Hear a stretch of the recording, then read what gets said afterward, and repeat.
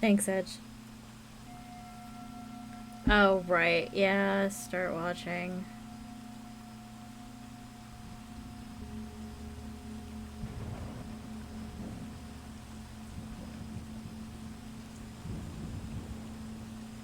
You definitely didn't type Saturday. Oops. It feels like a Saturday, honestly. It's okay. All good, fam. How you doing, dude? Alright.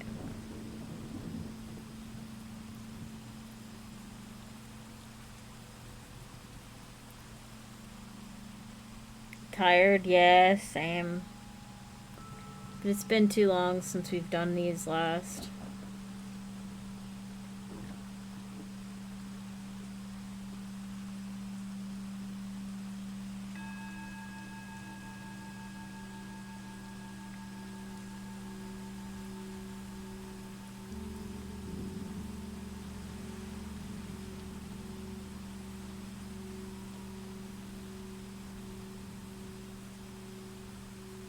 Sorry, I'm looking for what to read.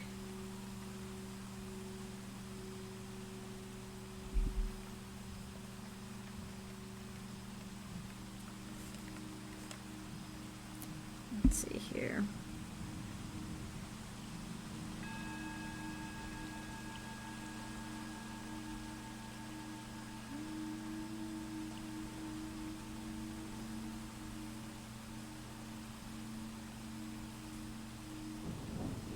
We could kick it back with some Edgar Allan Poe. Does he have anything summary? Hmm.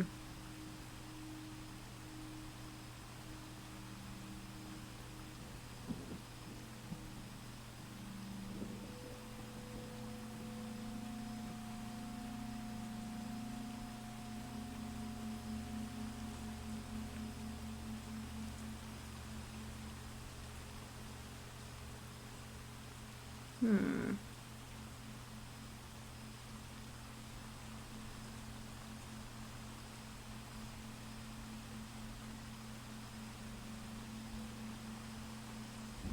Hold on, I think I have something better.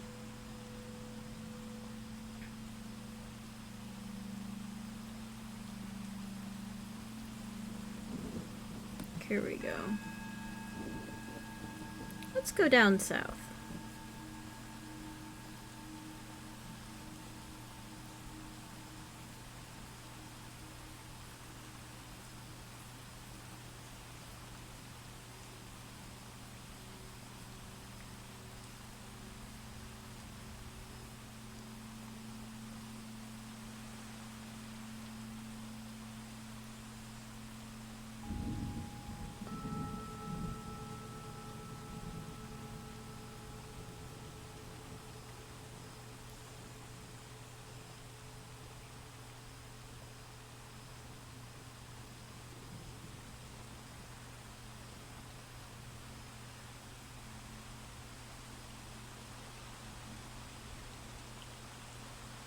Man, there's a lot of good ones in here.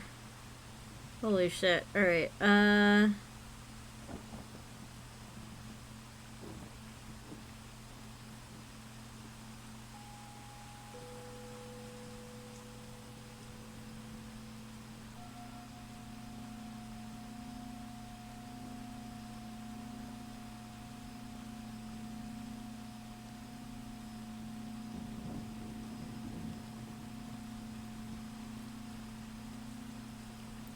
this one's called The Cutoff.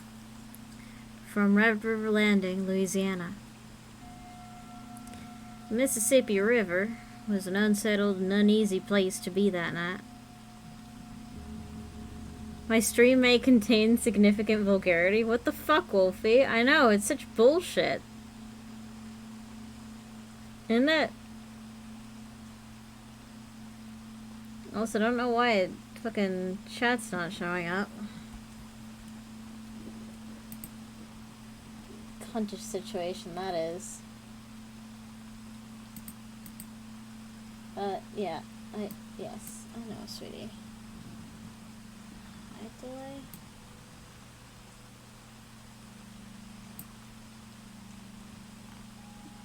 Whatever.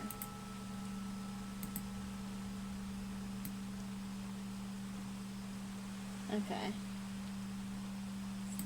It's a piece of shit.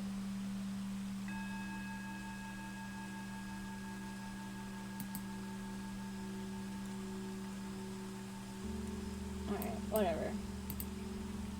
Here we go. You're just gonna chill over here.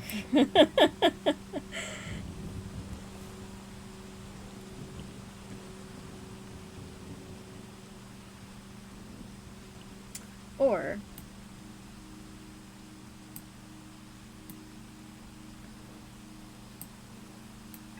here.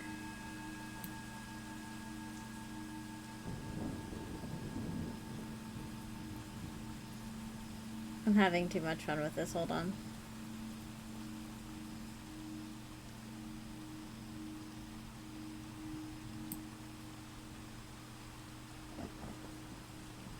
Yeah, it seems legit. Alright.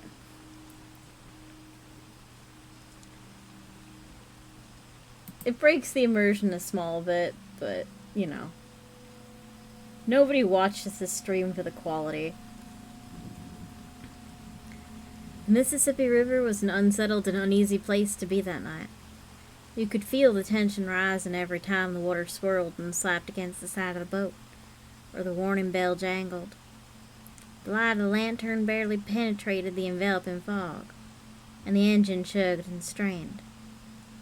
It was a bad night to be on a paddle boat, but the pilot had sworn when he set out that nothing would make him turn back. No other pilot dared to brave the Mississippi that night.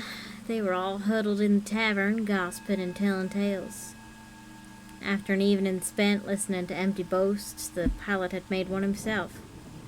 He said he knew the Mississippi River so well that he could guide his paddle boat through the thickness of the night fog. The other pilots laughed and told him that he would be back before midnight.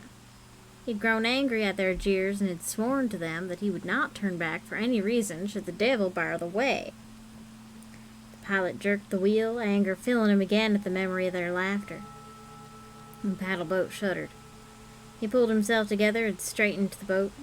It was difficult enough piloting in the dense fog without adding the carelessness to the mix of dangers. The paddle boat was rocking oddly under the strange eddies of the river. The pilot knew every turn and guided the paddle boat despite the fog. Occasionally he could make out the dark shape of an island or a flicker of light from the shore, encouraging him onward. He turned down a familiar bend and was nearly through the channel when he saw shore where no shore had ever been before. He slowed the paddle boat, turning it this way and that. It couldn't be. The river ran straight through this branch. He'd guided his paddle boat through this place 100 times. But the Mississippi had shifted. Unbeknownst to the pilot, a new cutoff had been made just below Red River Landing.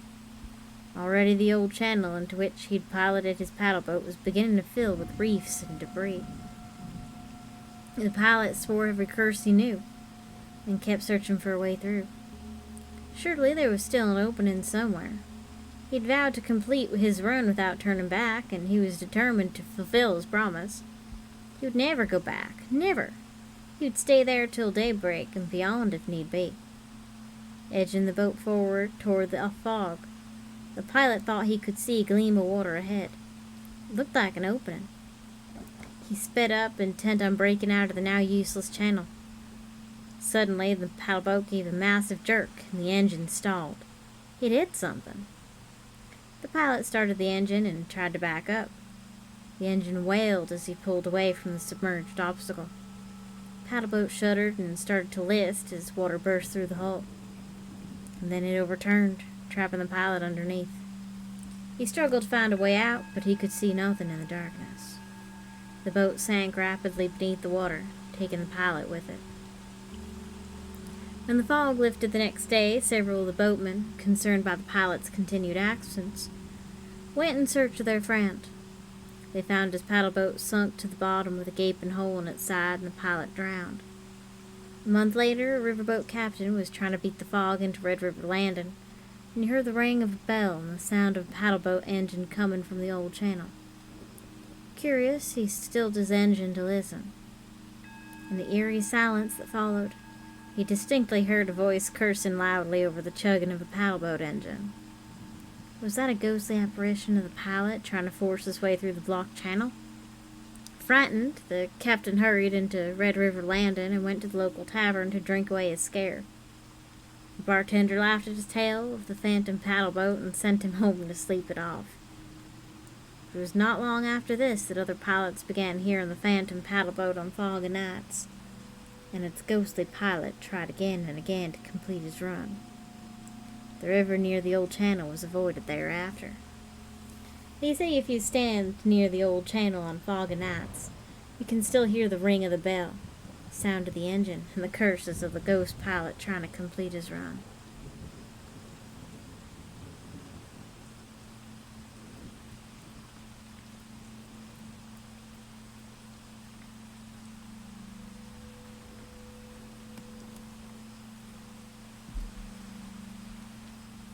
A lot of these have to do with water.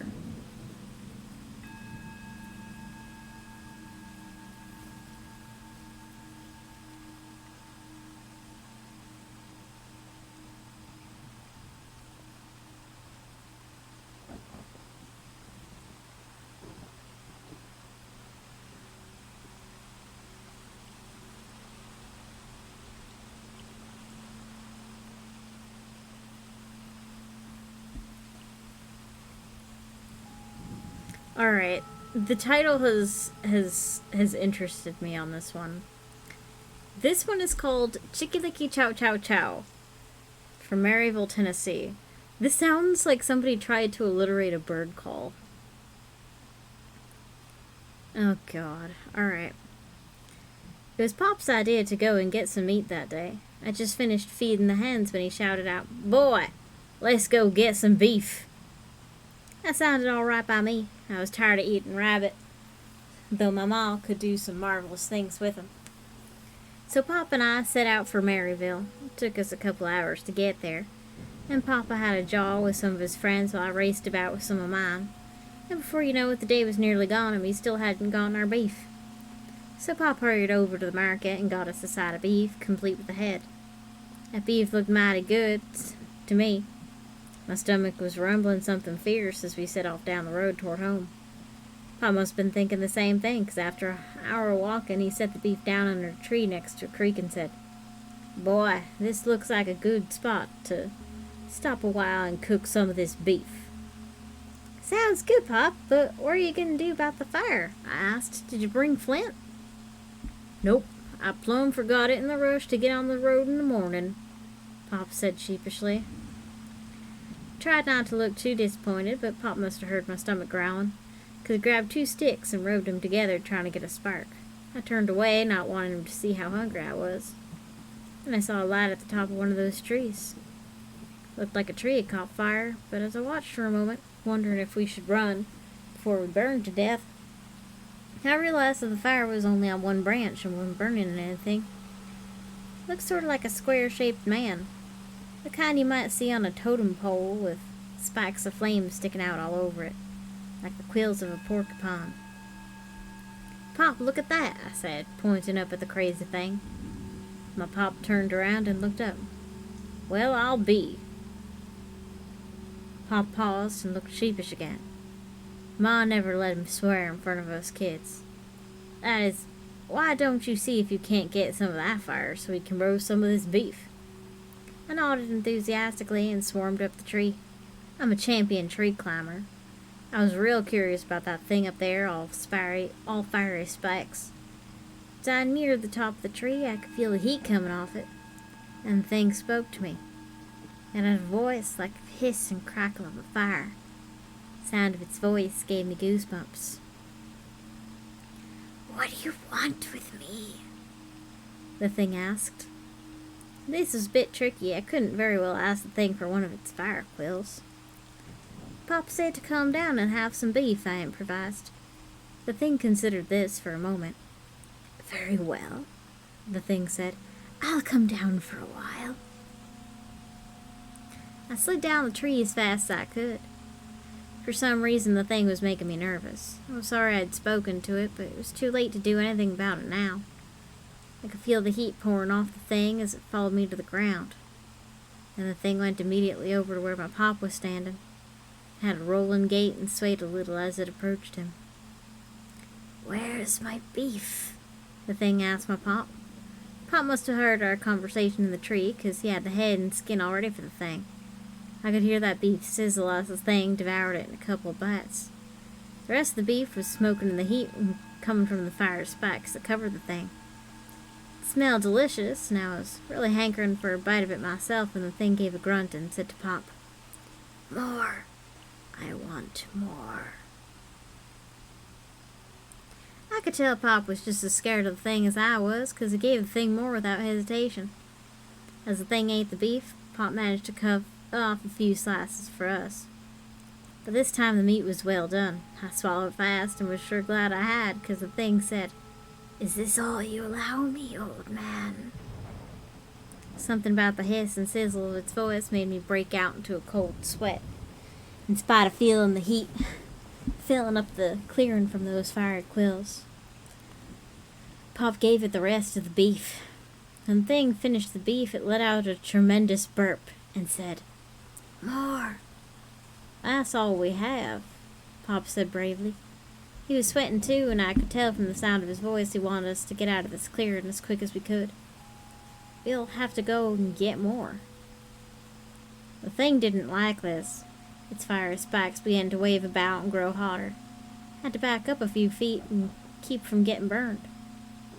"You let your little boy stay with me until you return," the thing said finally. My pop didn't like this one bit. "Ben must come with me," he said firmly. "I need him to drive the cow back here." The thing frowned fiercely at us, but it finally let us leave. We took off lickety-split, hurrying back the way we came.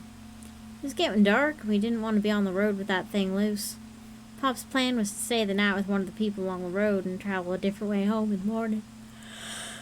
We stopped at the first farmhouse and asked if we could spend the night.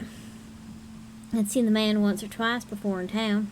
He knew Pop by name and welcomed us into his house. The family had already finished their dinner, but the wife kindly prepared a plate for each of us. Pop and I were still eating when we heard the noise. It sounded like the whoosh of a great wind, but within it was the crackling sound of flames. I froze, the fork halfway in my mouth, and stared across the table at Pop. Now we could hear footsteps shake at the ground, and a voice like a hiss of flames cried out, "Bum, bum, Sally Lum, tearing down trees and throwing them as I come." This was followed by a crash of a great tree falling on the ground. "What is that?" cried the head of the house. Pop wiped his mouth with shaking hands. "Something's after me and the boy," he said reluctantly. The man and his wife stared at me and Pop for a long moment as the sound grew nearer. "I don't think you can stay," said the man, taking his wife by the hand. "If it was just me—" His voice trailed off. Pop nodded at once. He wouldn't want the thing coming anywhere near the kids, and neither would I. We hurried out the back door. I looked over my shoulder once as we raced across the backfield of the farm. The light was coming out of the dark trees toward us. It steered away from the farmhouse and headed toward the field, as if it could see where we were going. The thing was much taller now, and I could see some of its fiery spikes through the trees. I ran after Pop as fast as I could. "Bum, bum, Sally Lum." I heard the thing chanting as we jumped a fence and zigzagged back to the road. Pop must have had a destination in mind, for he turned left abruptly back into the trees, and soon I saw a cabin ahead of us. Pop knocked on the door, and an old trapper answered. Pop was just explaining that we needed a place to stay when the forest behind us began to glow as a familiar rushing, crackling wind sound filled the clearing. Above the noise, I could hear the thing chanting, "Bum, bum, Sally Lum, tearing down trees and throwing them as I come." The trapper turned pale and slammed the door in Pop's face. Pop was looking pretty grim now. He grabbed me by the hand and yanked me through the trees. I was so tired I was shaking, but I wouldn't stop for anything. That thing was coming for us, and I didn't want to find out what would happen when it caught us. Pop stopped at 2 or 3 more houses on the road, but no one would take us in. People in the last house wouldn't even open the door. They just shouted at us to go away. No matter how fast we ran, we could always hear the rushing, crackling sound. If we paused for too long, we could see the light moving through the darkness toward us. I was trembling with exhaustion and crying, but I couldn't help myself. I kept imagining what it would be like to burn to death, and all the time I could hear faintly in the distance, "Bum, bum, Sally Lum, tearing down trees and throwing them as I come." Pop had to pick me up and carry me as I ran down the road. Town never seemed so far away as it did now, but even if we reached it, what if no one would take us in? Pop stumbled over a rut in the road and fell to his knees. "Put me down, Pop, I can run," I lied. I knew it was too much for my old man to carry me and keep ahead of that thing. "What's your problem?" A voice asked out of the darkness. I looked around. There was no one there except for a rabbit sitting by the road. Pop struggled to his feet with me still on his shoulder. "Who's there?" asked Pop shakily. "I am," said the rabbit. We both stared at it, shocked. Neither of us had ever heard of a talking rabbit. But again, neither of us had ever seen a fire thing before either. It seemed to be a day of strange happenings. Pop must have come to the same conclusion. "We need help," Pop said to the rabbit. "We're being chased by a thing made of fire." The rabbit nodded. "If you go into my house, I'll protect you." The rabbit pointed one long ear toward the thicket behind it. Pop was desperate. He thanked the rabbit and put me down, and we crawled into the bush, leaving the rabbit sitting by the road. The sound of crackling wind grew louder, and the forest began to glow with an uncanny light. The earth shook with the sound of footsteps, and a hissing voice cried, "Bum, bum, Sally Lum, tearing down trees and throwing them as I come." I was shaking all over. I clung to Pop's hand like I used to when I was little and waited for the thing to come and burn me to death. After all, what could a little rabbit, even one that could talk, do to such a thing? "Is that the thing chasing you?" the rabbit called to us from the road. "Yes," Pop said. His voice trembled on the word, and I gripped his hand as high as I could. I was angry at the thing for scaring my Pop. "Stay where you are, and I will protect you," said the rabbit. The light grew and grew, and suddenly I could see the thing coming down the road toward the rabbit. The thing had grown twice as big as a man, and the ground shook with its approach. The thing saw the rabbit and stopped. "Have you seen a man and a boy pass this way?" the thing asked the rabbit. "Chicky-licky chow chow chow," said the rabbit, getting up and doing a little dance as it spoke. The thing frowned fiercely. "I said, have you seen a man and a boy pass this way?" the thing shouted. "Chicky-licky chow chow chow," said the rabbit, spinning around and wagging its long ears at the thing. "Tell me, have you seen a man and a boy pass this way?" the thing roared, its flame quills growing as long as tree branches. The heat was intense, worse than standing too close to the fireplace. Light from this thing was brighter than at noon. I was afraid the thing might see us hiding in the brush, but it was too busy shouting at the rabbit. "Tell me what I want to know, or I will swallow you," the thing shouted. "Chicky-licky chow chow chow," sang the rabbit. It jumped up on the thing's leg and leapt from there to its top. The rabbit danced a little jig, repeating, "Chicky-licky chow chow chow, chicky-licky chow chow chow. Once I had a summer house, now I got a winter house." "I'm going to butt your brains up against a tree," roared the thing, infuriated by the rabbit's song and dance. The rabbit just laughed and said, "Chicky-licky chow chow chow." So the thing reared back, aimed itself at a giant pine tree, and butted itself against the thick trunk. At the last moment, the rabbit leapt clear as the thing hit the tree. The thing burst open, and it dropped dead into the ground, all of its flames extinguishing at once. The ground shook under the impact of the thing's fall, but in the sudden darkness I couldn't see what had happened to the rabbit. Had it been crushed by the thing when it fell? Then I heard the soft thump of rabbit paws on the road and heard a cheerful voice singing, "Chickadee chow chow chow." Pop crawled out of the thicket and pulled me in after him. When we crouched by the brush, our eyes adjusted to the darkness. The moon had risen, and as my eyes adjusted, I saw the thing on our right. It seemed to be sinking into the earth. As I watched, it disappeared completely and the ground closed over it. The rabbit appeared right in front of us, and Pop simply said, "Thank you." "Thank you." "You're welcome," said the rabbit gravely. He winked one eye, danced a little jig, and sang, "Chickadee chow chow chow." Then we were alone in the moonlight. Pop never shot another rabbit long as he lived. And neither of us were particularly fond of beef again, either.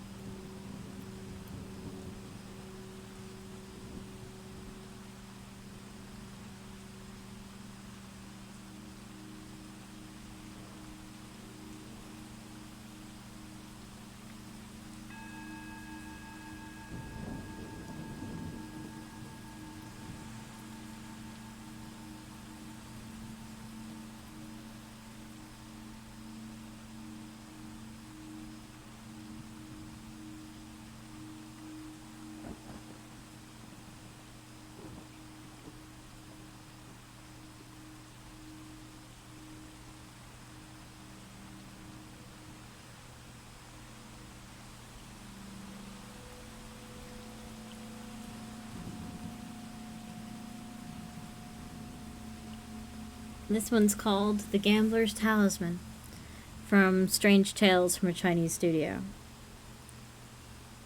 A Taoist priest called Han lived at the Tianxi Temple in our district city. His knowledge of the black art was very extensive, and the neighbors all regarded him as an immortal. My late father was on intimate terms with him, and whenever he went into the city invariably paid him a visit. One day, on such occasion, he was proceeding thither in company with my late uncle when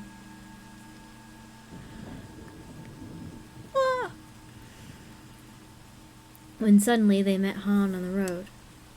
Handing them the key to the door, he begged them to go on and wait a while for him, promising to be there shortly himself.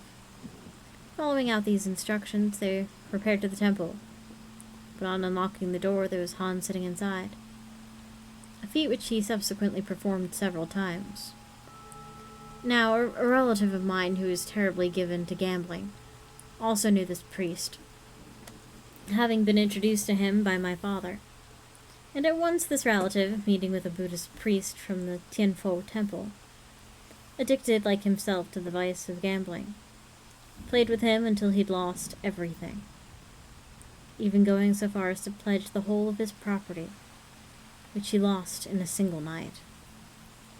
Happening to call in upon Han as he was going back, the latter noticed his exceedingly dejected appearance, and of the rambling answers he gave, and asked him what was the matter. On hearing the story of his losses, Han only laughed and said, "That's what always overtakes the gambler sooner or later. However, if you will break yourself of the habit, I will get your money back for you." "Ah," cried the other, "if I can only win back my money, you may break the dice with an iron pestle when you catch me gambling again." So Han gave him a talismanic formula, written out on a piece of paper, to put in his girdle, bidding him only win back what he'd lost, and not attempt to get a fraction more. He also handed him 1,000 cash, on the condition that this sum should be repaid from his winnings. And off went my relative delighted. The Buddhist, however, turned up his nose at the smallness of his means, and said it wasn't worth his while to stake so little.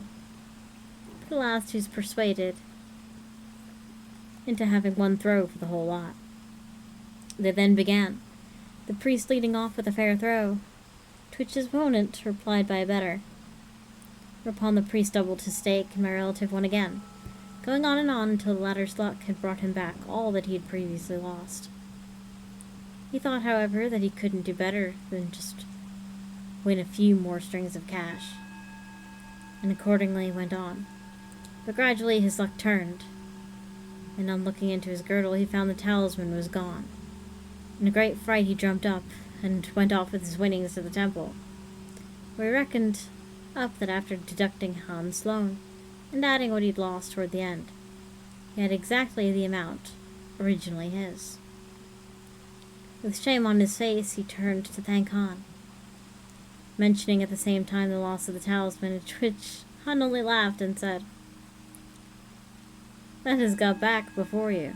I told you not to be over greedy, and as you didn't heed me, I took the talisman away."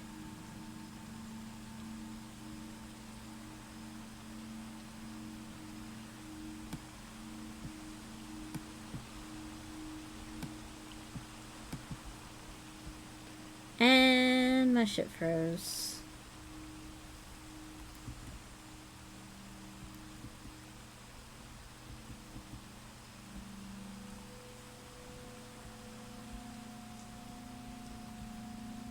Oh, it really froze. Holy shit. Oh, there we go.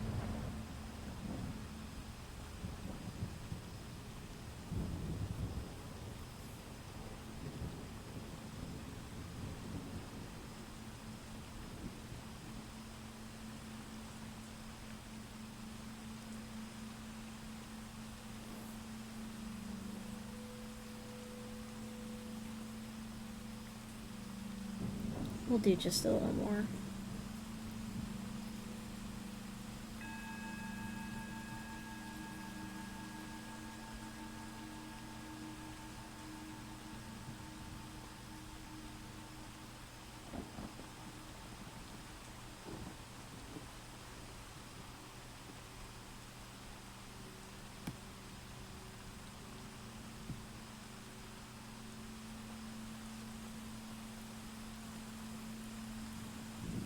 Let's see here.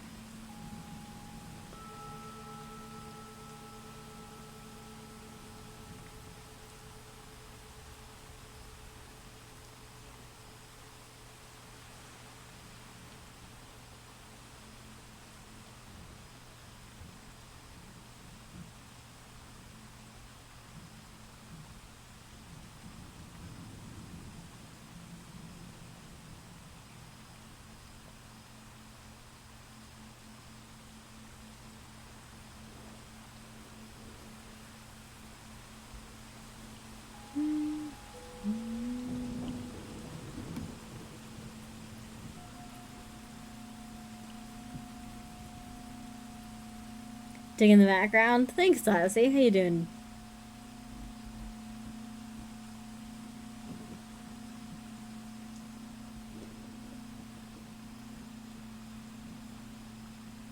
Very green.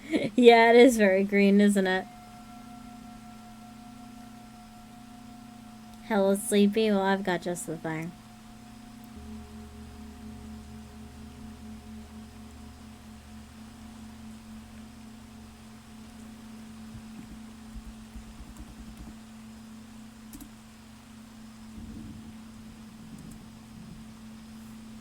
This is called The Brewery of Eggshells, from Irish Fairy and Folk Tales, collected by William Butler Yeats. You really don't want to go back to work tomorrow? Oh, I feel that. I'm going back to work on Sunday.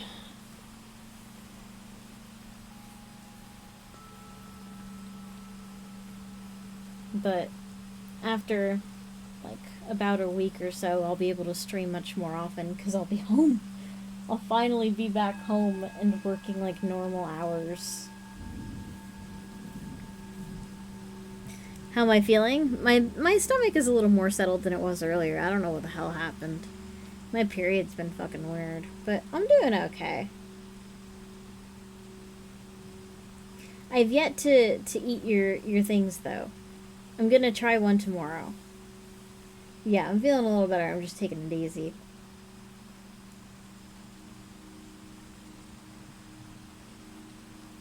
Yeah, I'm just taking it easy.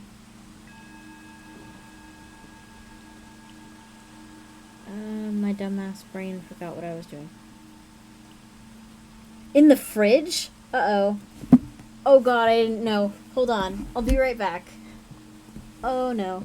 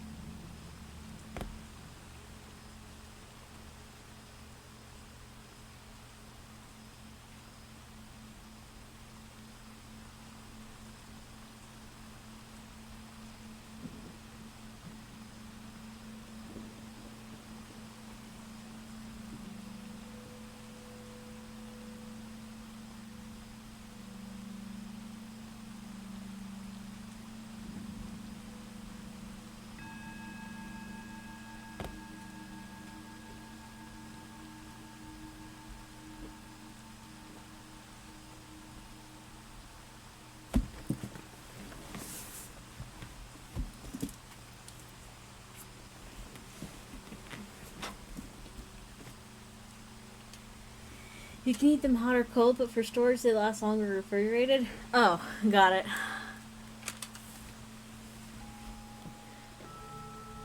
It hasn't been excessively warm around here, thankfully.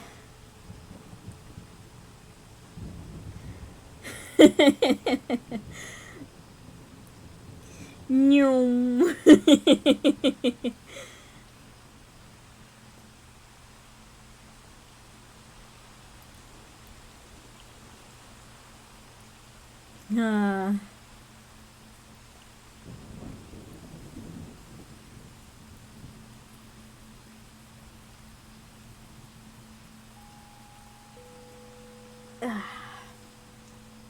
Alright.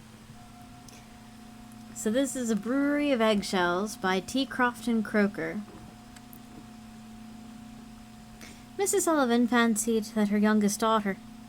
Nope. That her youngest child had been exchanged by a fairy's theft. And certainly appearances warranted such a conclusion. For in one night her healthy, blue-eyed boy had become shriveled up to almost nothing, and never ceased squalling and crying.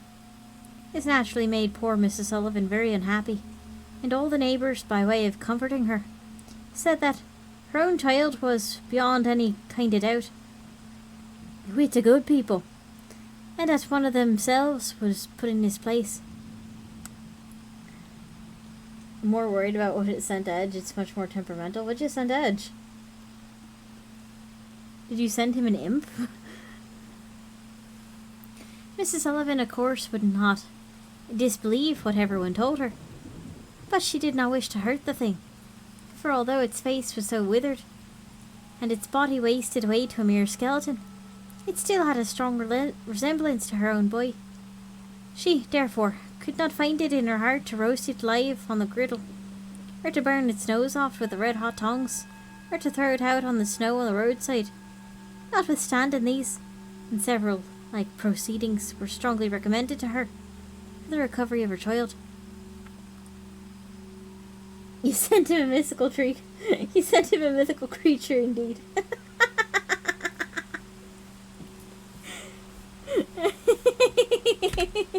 I should watch myself. Oh God, why? Oh, the headphones ripped out of my laptop. God damn it.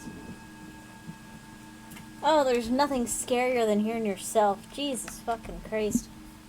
None of that.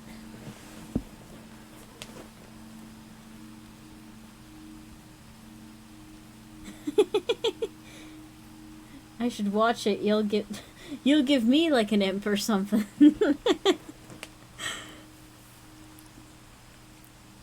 Cover your child. One day, who should Mrs. Sullivan meet but a cunning woman, well known about the country by the name of Ellen Leah, or Gary Ellen. Don't you tempt me. She had the gift, however she got it, of telling where the dead were, and what was good for the rest of their souls, and could charm away warts and winds, and do a great many wonderful things of the same nature. "You're in grief this morning, Mrs. Sullivan," were the first words of Ellen Leah to her. "Ah, you may say that, Ellen," said Mrs. Sullivan. "In good cause I have to be in grief. There was my own little fine child whipped off from me, and out of his cradle, without as much as a by your leave or ask for your pardon. An ugly dawny bit, a shrivelled up fairy put in his place. No wonder then should you see me in grief, Ellen." "Small blame to you, Mrs. Sullivan," said Ellen Leah. "But are you sure 'tis a fairy?" "Sure," echoed Mrs. Sullivan. "Sure enough as I am into my sorrow. And can I doubt my own two eyes? Every mother's soul must feel it for me." "Will you take an old woman's advice?" said Ellen Leah, fixing her wild and mysterious gaze upon the unhappy mother. And after a pause she added, "But maybe you'll call it foolish." "Can you get me back my child, my own child, Ellen?" said Mrs. Sullivan with great energy. "If you do as I bid you," returned Ellen Leah, "you'll know." Mrs. Sullivan was in silent expectation, and Ellen continued, "Put down the big pot full of water on the fire and make it boil like mad. Then get a dozen new-laid eggs, break 'em and keep the shells, but throw away the rest. When that's done, put the shells in the pot of the boiling water, and you'll soon know whether 'tis your own boy or a fairy. If you find that it's a fairy in the cradle, take the red-hot poker and cram it down its ugly throat, and you'll not have much trouble with him after that, I promise you." "No? I has messages."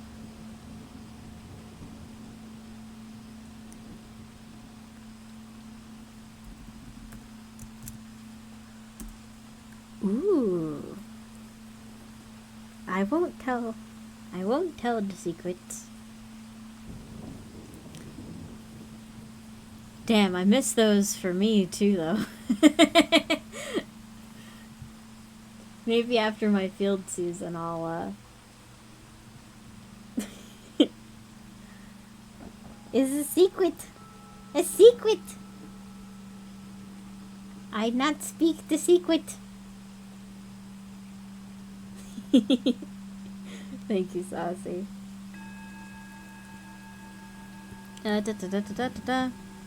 Home went Miss Sullivan, and did as Ellen Leah desired.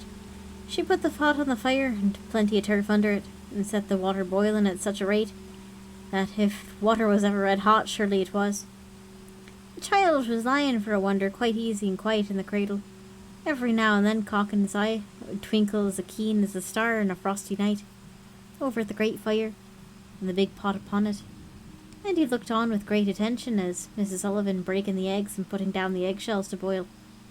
At last he asked, with the voice of a very old man, "What are you doing, Mommy?"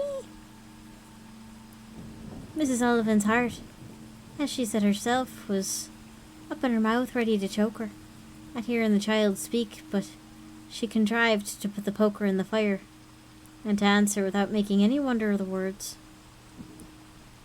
"I'm brewing, Avik." Avik meaning my son.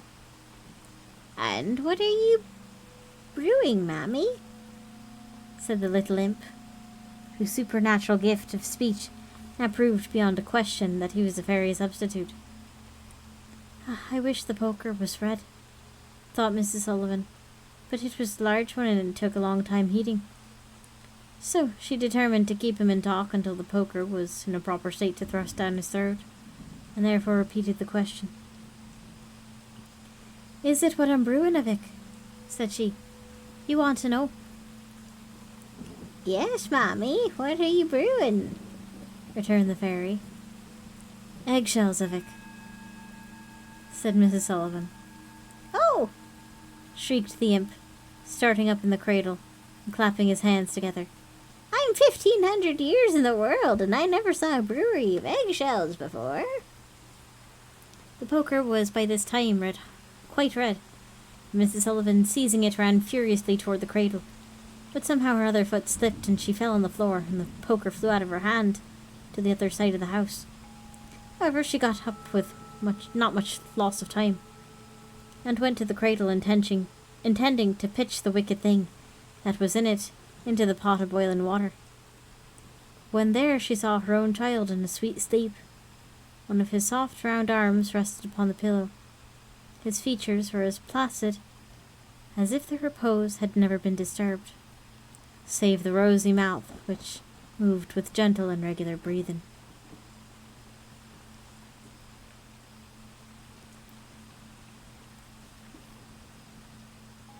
When in doubt, use eggs.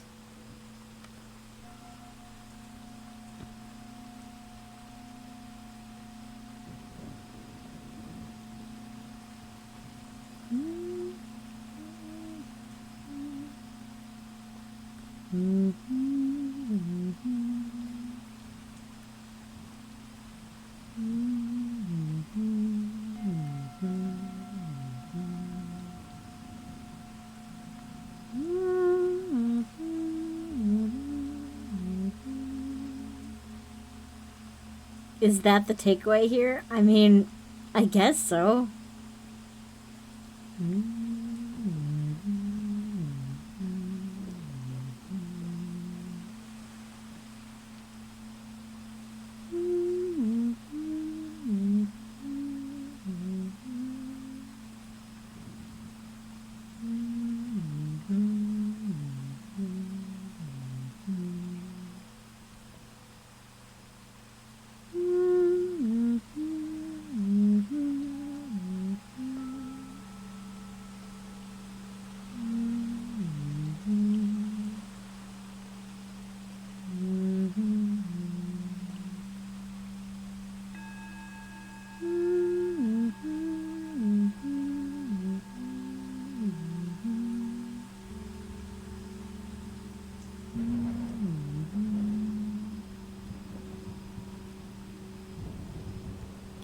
I've got one left in me.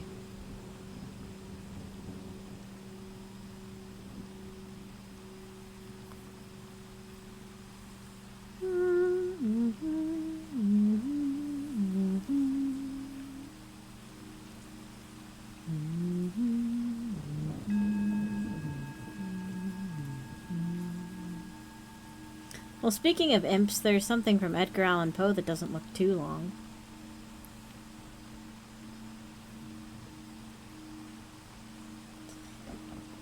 This is The Imp of the Perverse. In the consideration... Ooh! In the consideration of the faculties and impulses of the prima mobilia of the human soul, the phrenologists have failed to make room for a propensity which, although obviously existing as a radical, primitive, irreducible sentiment, has been equally overlooked by all the moralists who have preceded them. In the pure arrogance of the reason, we've all overlooked it. We've all suffered its existence to escape our senses solely through the want of belief, of faith, whether it be faith in revelation or faith in the Kabbalah. The idea of it has never occurred to us simply because of its supererogation. We saw no need of the impulse, for the propensity. We could not perceive its necessity. We could not have understood, that is to say, we could not have understood how the notion of this prima mobile ever obtruded itself, we could not have understood in what manner it might be to further the objects of humanity, either temporal or eternal. It cannot be denied that the phrenology and, in great measure, all holy fuck. Metaphysicianism, have been concocted a priori. The intellectual or logical man, rather than the understanding or observant man, set himself to imagine designs, to dictate purposes to God. Having thus fathomed to his satisfaction the intentions of Jehovah, out of the intentions he built his innumerable systems of mind. In the matter of phrenology, for example, we first determined naturally enough that it was the design of the deity that a man should eat. We then assigned to man an organ of alimentiveness, and this organ is the scourge with which the deity compels man willy-nilly into eating. Secondly, having settled it to be God's will that man should continue his species, we discovered an organ of amativeness, forthwith, and so with combativeness, with ideality, with causality, with constructiveness, and so, in short, with every organ, whether representing a propensity, a moral sentiment, or a faculty of the pure intellect. And in these arrangements of the principia of human action, the spurs Heimates, whether right or wrong in part upon the whole, have but followed in principle the footsteps of their predecessors, deducing and establishing everything from the preconceived destiny of man, and upon the grounds of the objects of his Creator. It would have been wiser, it would have been safer to classify, if classify we must, upon the basis of what man usually or occasionally did, and was always occasionally doing, rather than upon the basis of what we took it for granted the deity intended him to do. If we cannot comprehend God in his visible works, how then in his inconceivable thoughts that call the works into being? If we cannot understand him in his objective creatures, how then in his substantive moods and phases of creation? Induction a posteriori. A posteriori? A posteriori? I fucking know how to say this word, but it is just not coming out of my mouth correctly. After the fact, would have brought phrenology to admit, okay, what the fuck does phrenology mean? This is the 12th time I've heard this word, and I don't know what it means. Phrenology, the detailed study of the shape and size of the cranium as a supposed indication of character and mental abilities.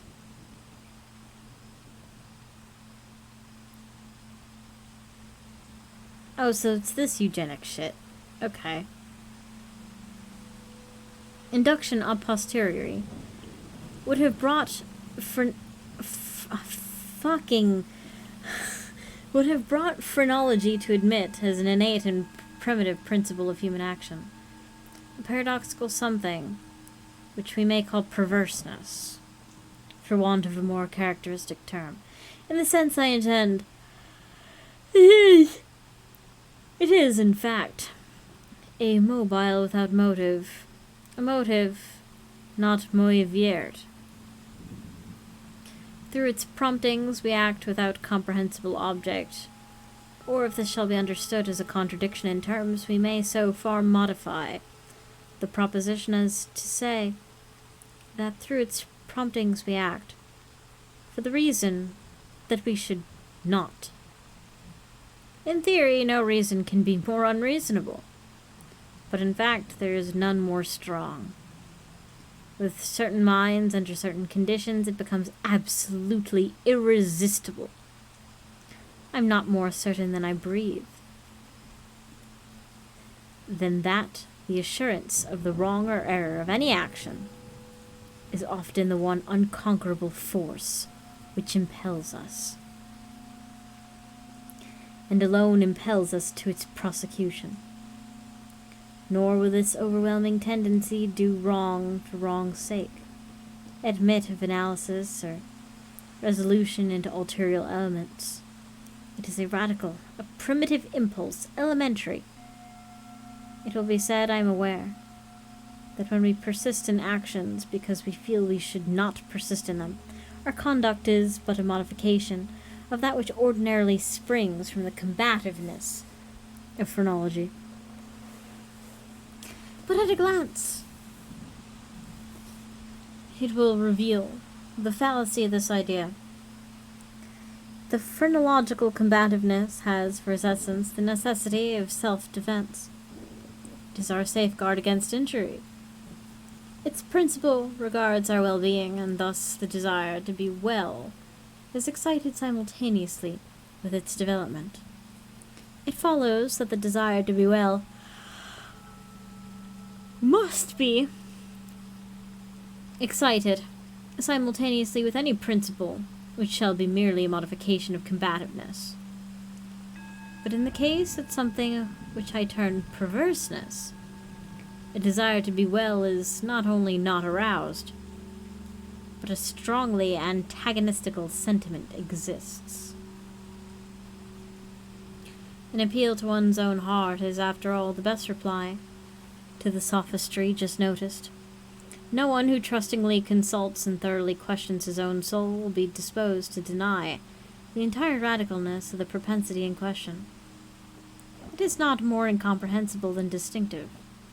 There lives no man who at some period has not been tormented, for example, by an earnest desire to tantalize the listener by circumlocution. The speaker is aware that he displeases. He has every intention to please. He is usually curt, precise, and clear. The most laconic and luminous language is struggling for utterance upon his tongue. It is only with difficulty that he restrains himself from giving it flow. He dreads and deprecates the anger of him whom he addresses, yet the thought strikes him that by certain involutions and parentheses this anger may be engendered. That single thought is enough.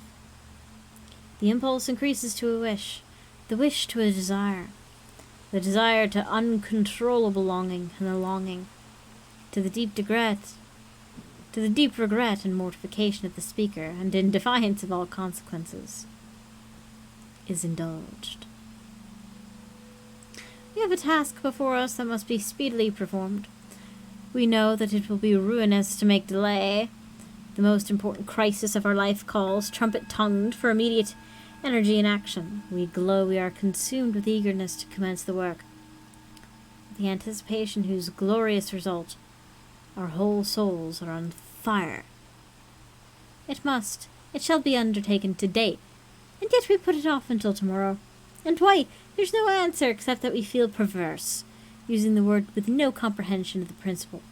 Tomorrow arrives, and with it the more impatient anxiety to do our duty, but it is this very increase of anxiety arrives also nameless, a positively fearful, because unfathomable, craving for delay. This craving gathers strength as moments fly. The last hour of action is at hand. We tremble with the violence of the conflict within us, of the definite with the indefinite, of the substance with the shadow. But if the contest have proceeded thus far, it is the shadow which prevails. We struggle in vain. The clock strikes and is the knell of our welfare. At the same time, it is the chanticleer note to the ghost that has so long overawed us. It flies, it disappears, we are free. The old energy returns.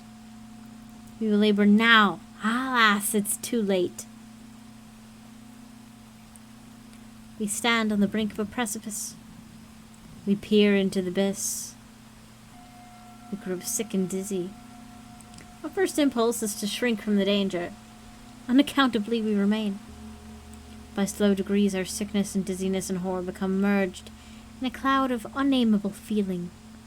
By gradations still more imperceptible, this cloud assumes shape, as did the vapor from the bottle, out of which arose the genius in the Arabian Nights. But out of this our cloud upon the precipice's edge, there grows into palpability a shape far more terrible than any genius or any demon of tale. And yet it is but a thought, although a fearful one, and one which chills to the very marrow of our bones with the fierceness of the delight of its horror. It is merely the idea of what would be our sensations during the sweeping precipitancy of a fall from such a height, and this fall, this rushing annihilation, for the very reason that it involves one of the most ghastly and loathsome of all the most ghastly and loathsome images of death and suffering which we've ever presented ourselves to our imagination. For this very cause do we now the most vividly desire it, and because our reason violently deters us from the brink, therefore do we the most impetuously approach it. There is no passion in nature so demoniacally impatient as that of him who, shuddering upon the edge of the precipice, thus meditates a plunge. To indulge for a moment in any attempt at thought is to be inevitably lost, for reflection but urges us to forbear, and therefore it is, I say, that we cannot. If there be no friendly arm to check us, or if we fall in a sudden effort to prostrate ourselves backward from the abyss, we plunge and are destroyed. Examine these and similar actions as we will, and we shall find them resulting solely from the spirit of the perverse. We perpetrate them merely because we feel that we should not. Behind these there is no intelligible principle, and we might indeed deem this perverseness a direct instigation of the arch-fiend, were it not occasionally known to operate in the furtherance of good. I have said thus much, that in some measure I may answer your question, that I may explain to you why I am here, that I may assign to you something that shall at least the faint aspect of a cause for my wearing these fetters, and for my tenanting the cell of the condemned. Had I not been thus prolix, you might either have misunderstood me altogether, or with the rabble have fancied me mad. As it is, you'll easily perceive that I am one of the many uncounted victims of the imp of the perverse. It is impossible that any deed could have been wrought in a more thorough deliberation. For weeks or months I had pondered upon the means of the murder. I rejected 1,000 schemes, because their accomplishment involved a chance of detection. At length, in reading some French memoirs, I found the account of nearly fatal illnesses that occurred to Madame Pilau, through the agency of a candle accidentally poisoned. The idea struck my fancy at once. I knew my victim's habit of reading in bed. I knew, too, that his apartment was narrow and ill-ventilated. But I need not vex you with impertinent details. I need not describe the easy artifices by which I substituted in his bedroom and candle-stand a wax of my own making for the one which I there found. The next morning he was discovered dead in his bed, and the coroner's verdict was death by the visitation of God. Having inherited his estate, Holt went well with me for years. The idea of detection never once entered my brain. Of the remains of the fatal taper I had myself carefully disposed. I had no shadow of a clue by which it would be possible to convict, or even to suspect me of the crime. It is inconceivable how rich a sentiment of satisfaction arose in my bosom as I reflected upon my absolute security. For a very long period of time I was accustomed to revel in this sentiment. It afforded me more real delight than all the mere worldly advantages accruing from my sin. But there arrived at length an epoch, from which the pleasurable feeling grew, but scarcely perceptible gradations into a haunting and harassing thought. It harassed because it haunted. I could scarcely get away from it for an instant. It is a common thing to be thus annoyed with the ringing in our ears, rather in our memories, of a burthen of some ordinary song, or some unimpressive snatches from an opera. Nor will we be less tormented if the song in itself be good, the opera air meritorious. In this manner, at least, I would be perpetually catching myself pondering upon my security and repeating in low undertone the phrase, "I am safe." One day, while sauntering among the streets, I arrested myself in the act of murmuring half aloud these customary syllables. In a fit of petulance, I remodelled them thus: I am safe, yes, if I be not fool enough to make an open confession. No sooner had I spoken these words than I felt an icy chill creep to my heart. I had some experience in these fits of perversity, whose nature I have been at some trouble to explain, and I remembered well that in no instance I had successfully resisted their attacks. And now my own casual self-suggestion that I might possibly be fool enough to confess the murder which I had been guilty confronted me, as if the very ghost of him who I had murdered and beckoned me on to death. At first I made an effort to shake off this nightmare of the soul. I walked vigorously, faster, still faster. At length I ran. I felt a maddening desire to shriek aloud. Every succeeding wave of thought overwhelmed me with new terror, for, alas, I was too well understood that to think in my situation would be lost. I still quickened my pace. I bounded like a madman through the crowded thoroughfares. At length the populace took the alarm and pursued me. I felt then the consummation of my fate. Could I have torn out my tongue, I would have done it. But a rough voice resounded in my ears, a rough gasp seized me by the shoulder. I turned, I gasped for breath. For a moment I experienced all the pangs of suffocation. I became blind and deaf and giddy. And then some invisible fiend, I thought, struck me with his broad palm upon the back. The long imprisoned secret burst forth from my soul. They say I spoke with a distinct enunciation, but with marked emphasis and passionate hurry, as if dread of interruption before concluding the brief but pregnant sentences that consigned me to the hangman and to hell. Having related all that was necessary for the fullest judicial conviction, I fell prostrate in a swoon. But why shall I say more? Today I wear these chains, and I am here. Tomorrow I shall be fetterless, but where?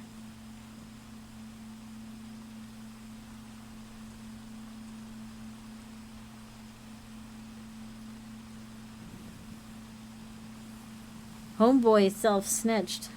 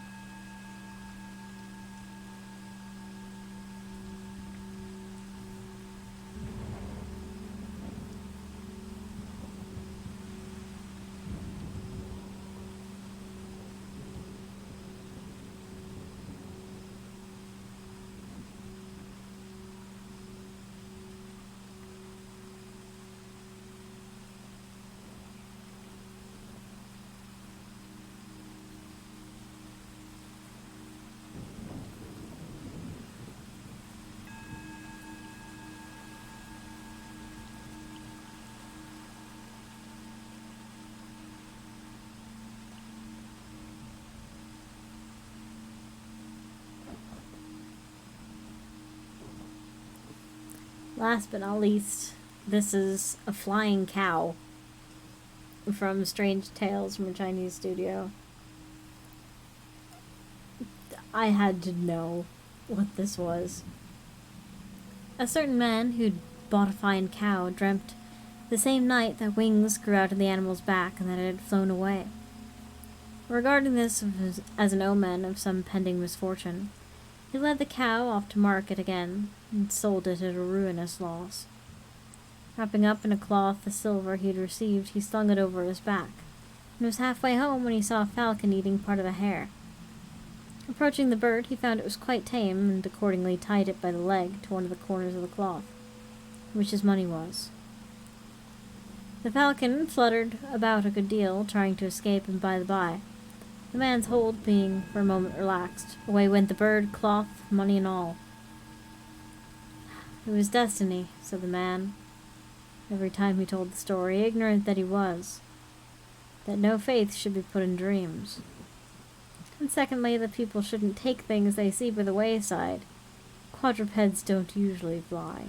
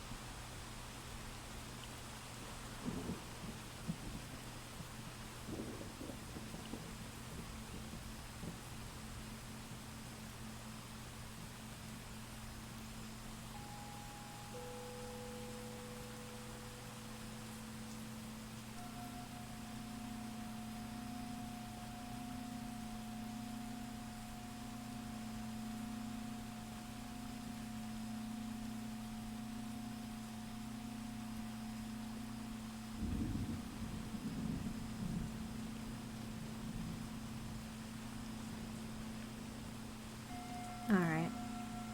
I think it's time for me to sleep.